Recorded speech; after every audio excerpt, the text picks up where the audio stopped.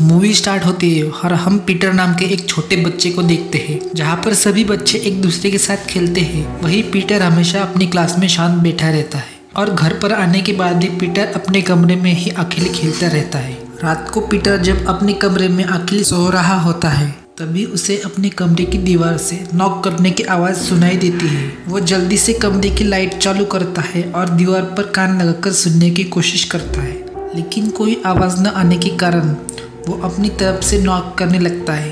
तभी दीवार में से रिप्लाई करते हुए कोई नॉक करने लगता है। पीटर अपनी मॉम और डैड के कमरे में जाता है और अपनी मॉम को वहाँ पर ले आता है और उन्हें आवाज़ सुनने को कहता है, लेकिन उन्हें कोई आवाज़ सुनाई नहीं देती। उसकी मॉम उसे समझाती है कि ये बस उसकी इमेजिनेशन है और उसे शांति से सोने के लिए कहती है।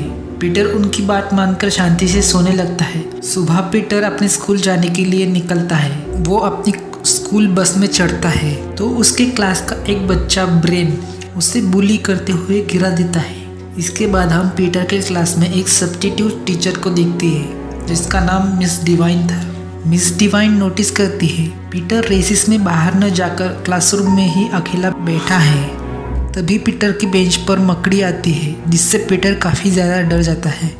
मिस डिवाइन उस मकड़ी को पकड़कर बाहर छोड़ देती है। रात को पीटर खाना खाते समय अपने पेरेंट्स से हैलोवीन के लिए ट्रिक एंड ट्रीट करने के लिए बाहर जाने की जिद करता है। उसकी मोम कैरिन उसे मना कर देती है और उसके डैड उसे पास में रहने वाली एक छोटी बच्ची की कहानी सुनाते हैं जिसमें वो पिछले हैलोवीन के लिए ट्रिक एंड ट्रीट करने बाहर गई थी और जिसके बाद से उसे किसी ने नहीं देखा। रात को फिर से पीटर अपने कमरे में अकेला सोने लगता है तो उसे दीवार में से एक लड़के की आवाज़ सुनाई देती है जो उसका नाम पुकार के उसे बुलाने लगती है। डर कर अपने डैड को आवाज़ देने लगता है। उसके डैड वहाँ पर आकर दीवार की तरफ देखने लगते हैं। उनका मानना था शायद दीवार के अंदर चूहे हो सकते हैं जिनकी आवाज़ पीटर को सुनाई दे रही है। इसके बाद सुबह उसके डैड पीटर के साथ में चूहों के लिए दवाई रखने लगते हैं जिसे खाने से चूहे मर जाए और इन्हें परेशान न करे।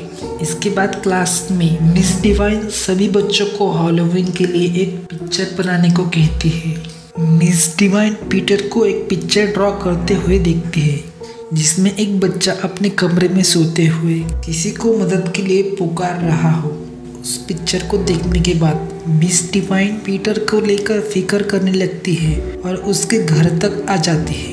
वहाँ पर वो उसकी मॉम को पीटर ने करी पिक्चर को दिखाती है जिसके जवाब में उसकी मॉम कहती है पीटर हमेशा ही अपने इमेजिनेशन के चलते उन लोगों को रात को परेशान करता है और मिस डिवाइन को बिना घर के अंदर लिए वहाँ से भेज देती है।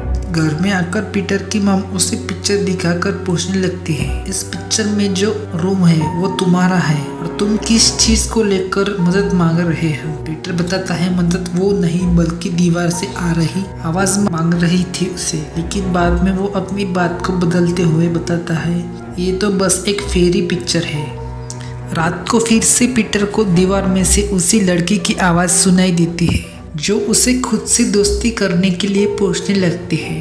पीटर हमेशा से ही खुद को अकेला समझ रहा था, इस वजह से वो उसकी बात मानकर उसे दोस्ती कर लेता है। अगली सुबह क्लास में हम पीटर को हैलोवीन के लिए पंपकिन को क्राफ्ट करता देखते हैं, लेकिन रेसेस के बीच में ही ब्रेन उसके पंपकिन को तोड़कर खराब कर देता है। रात को पीटर पंपकिन क्राफ्ट को ब्रेन द्वारा तोड़े जाने की बात को शेयर करता है जिसके रिप्लाई में वो आवाज़ पीटर को उस लड़की ब्रेन को सबक सिखाने के लिए कहती है। अगले दिन ब्रेन पीटर के लिए एक दूसरे क्राफ्ट किए गए पंपकिन को लाता है और उसे सॉरी भी कहता है, लेकिन क्लास खत्म होने पर पीटर ब्रेन का पीछा कर उसे सीढ़ियों से ढकेल नीचे गिरा देता है जिससे उसका पैर फ्रैक्चर हो जाता है। इसी बात को लेकर पीटर के मॉम को स्कूल में बुलाया जाता है और घर जाने के बाद पीटर के डैड उसे पनिश करने की बात करते हैं। इस वजह से उसे एक अच्छी सीख मिल सकी है और वो आगे ऐसी चीज़ें ना करे। पीटर की मॉम उन्हें ऐसा करने से मना करती है पर वो उसकी बात न मानकर पीटर को नीचे बेसमेंट में भेज देते हैं। बेसमेंट में पीटर को एक चैम्बर दिखाई देता है जिसमें उसे एक टेडी बेयर गिरा दिखता है।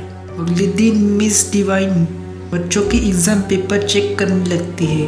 पीटर के एग्ज़ाम पेपर चेक करते वक्त उस पर वो अपना मोबाइल नंबर लिख देती है और अगेन पीटर के घर जाके उस पेपर को पीटर के मॉम को दिखाने लगती है। उसकी मॉम वो पेपर लेकर अंदर जाने लगती है, पर तभी उसके डैड वहाँ आकर कॉफ़ी के लिए अंदर इनवाइट करते हैं। घर में आते टाइम मिस डिवाइन उनके हाथ में एक हथौड़ी को देखती है। मिस डिवाइन पीटर को बुलाने को कहती है ताकि वो उससे मिलकर घर से जा सके।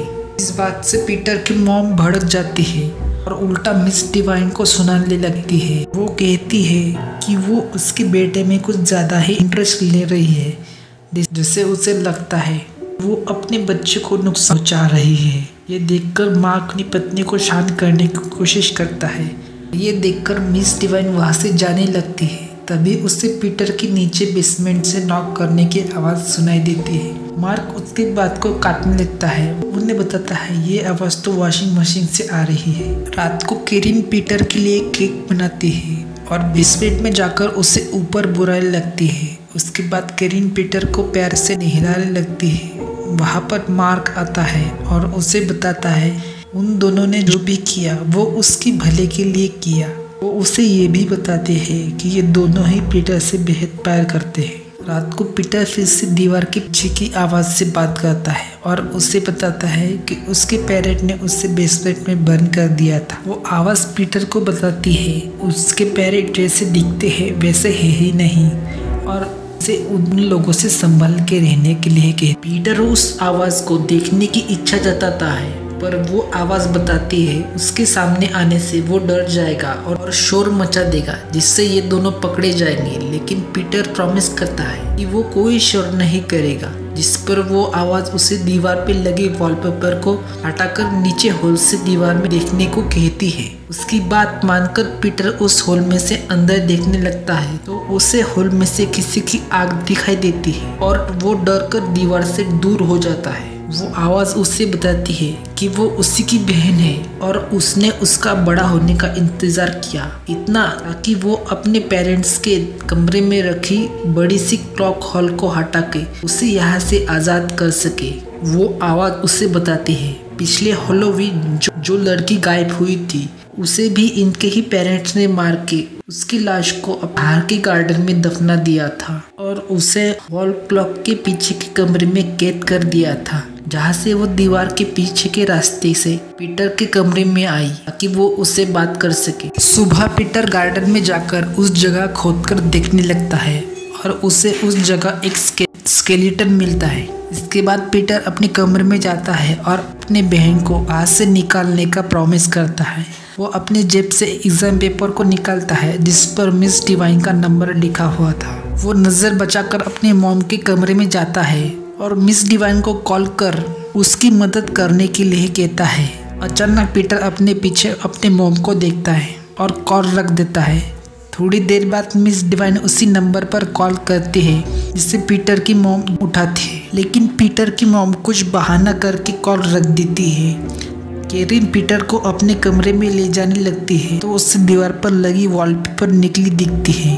घबरा कर केरिन पीटर से पूछती है उसे तुमसे क्या बात की और उसके डैड के आने के बाद वही तुमसे बात करेंगे और जिसके बाद तुम्हारे साथ जो भी होगा उसकी जिम्मेदार तुम खुद होगे। ये कहकर वहाँ से चली जाती है। रात को पीटर अपने मॉम और डैड को आपस में बात करता सुनता है और भागकर अपने कमरे में चला जाता है। दीवार के पीछे की आवाज़ उसे बताती है अब उसे भी मरना होगा या फिर उसी की तरह दीवार के पीछे बंद होना होगा। जिसके बाद रात में पीटर को अजीब अजीब सपने आने लगते हैं जिसमें उसके मॉम और डैड उसे मारने की कोशिश करते हैं। अगले दिन मार्क पीटर को उसके साथ पूरी दिन गार्डन में काम करने को कहता है, जिसमें वो दोनों गार्डन में लगी पम्पकिन में से सभी सड़ी पम्पकिन को निकाल कर उसकी जगह नए बीज लगाने वाले थे। रात को केरिन सबके लिए सूप बनाती है। मार्क सूप के टेस्ट पर गौर करता है जो काफ़ी अजीब लग रहा था। जहाँ पर इन दोनों ने लगभग सारा सूप पी लिया था पर पीटर ने सूप को चखा तक नहीं था। मार्क को ये बात अजीब लगने लगती है और वो केरिन को 911 पर कॉल करने को कहता है। तभी अचानक मार्क को खून की उल्टियाँ होने लगती है और वो वही टेबल पर गिर जाता है। केरिन पीटर के पीछे भागकर उसे पकड़ने की कोशिश करती है सीढ़ियों पर वो उसे पकड़ने वाली ही थी, तभी उसे भी खून की उल्टियाँ होती है और वो सीढ़ियों से नीचे गिर जाती है। पीटर उसके पास जाकर दरवाजे की चाबी लेने लगता है। केरिन उसे ऐसा करने से मना करते हुए मर जाती है। इसके बाद पीटर कमरे में जाके लॉक के पीछे वाले कमरे को खोल देता है। तभी दीवार के पीछे लड़की की आवाज़ एक मॉन्स्टर में बदल जाती है और वो पीटर पर हंसने लगती है। पीटर जल्दी से भागकर दूसरे कमरे में आ जाता है। घर के बाहर ब्रेन कुछ टीनेजर लड़कों को अपने साथ ले आता है ताकि वो ट्रिक एंड ट्रीट के बहाने पीटर को डरा सके। जिसके बाद हम चारों लड़कों को घर के अंदर देखते हैं। वो सारे पीटर को ढूंढने लगते हैं और वो मास्टर पीटर को छोड़ उन सभी को एक एक करके मारने लगती है। जिसके बाद वो मास्टर पीटर को उस दीवार के पीछे कैद कर देती है। मिस डिवाइन पीटर को लेकर चिंता में थी और वो उसके घर पर आ जाती है, लेकिन उस जगह उसे उन बच्चों की लाश दिखती है। मिस डिवाइन पीटर की आवाज़ सुनकर उसके कमरे में आती है और उसे दीवार तोड़कर बाहर निकाल लेती है। ये दोनों ही वहाँ से भागने लगते हैं, पर ये जैसे ही दरवाजे पर पहुँचते हैं वो मॉन्स्टर पीटर को पकड़ वापस घर में ले आता है। वो पीटर को बेसमेंट के नीचे उस चैम्बर में डाल देती है। यहाँ पर पीटर पहली बार उस मॉन्स्टर को देखता है, जहाँ पर वो बताती है वो पैदा ही ऐसे हुई थी, जिसके बाद उसके पेरेंट्स ने उसे यहाँ पर बंद कर लिया था। तभी मिस डिवाइन पीटर को आवाज़ देने लगती है। वो मॉन्स्टर उन्हें मारने ऊपर आते हैं, पर पीटर उसके बालों को लटक कर ऊपर आने लगता है। ये दोनों ही उसे मारते हुए नीचे उस जगह कैद कर देते हैं और मूवी यहीं पर एंड होती है।